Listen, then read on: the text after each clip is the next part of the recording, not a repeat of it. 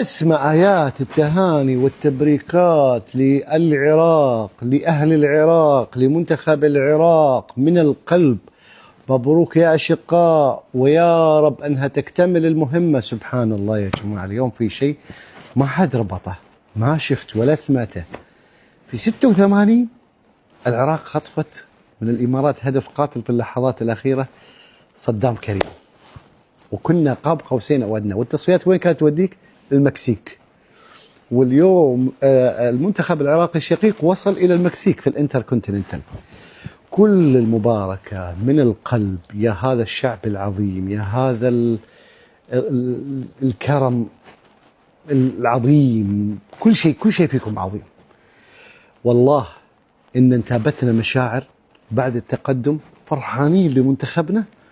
والله إن كنا بنحزن لكم، بنحزن صدق، يعني على اللي سويتوه معنا، على البنر اللي حطيتوه من الترحيب، على استقبالكم لشعب الإمارات.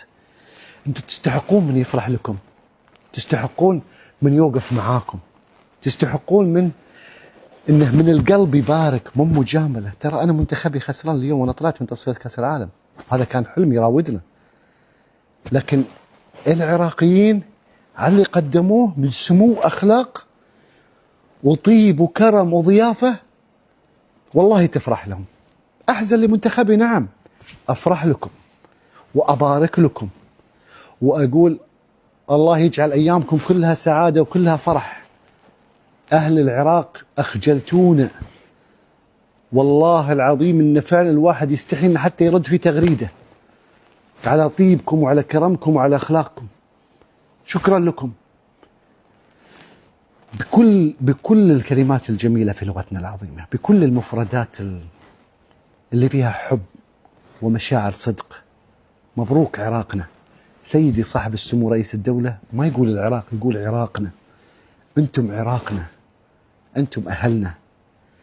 ألف مبروك يابا، الروح فدوة لكم يابا، ألف مبروك من القلب، بروح رياضية، بمنافسة شريفة بين أشقاء.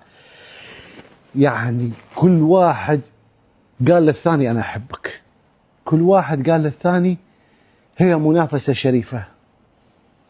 الحمد لله على هذه الأجواء. هذه كرة القدم لما تقرب، هذه كرة القدم لما تجمع بين الشعوب ويكون شعارها الحب. اليوم لما شقيقك العراقي فرحان هذه الفرحة، تقول الله يسعدك والله يفرح، ومنها إلى أعلى. والله معاكم قلبا وقالبا في الكونتيننتال، وبتوصلون إن شاء الله لكأس العالم. بس أحذر، المنتخب العراقي يحتاج إلى عمل.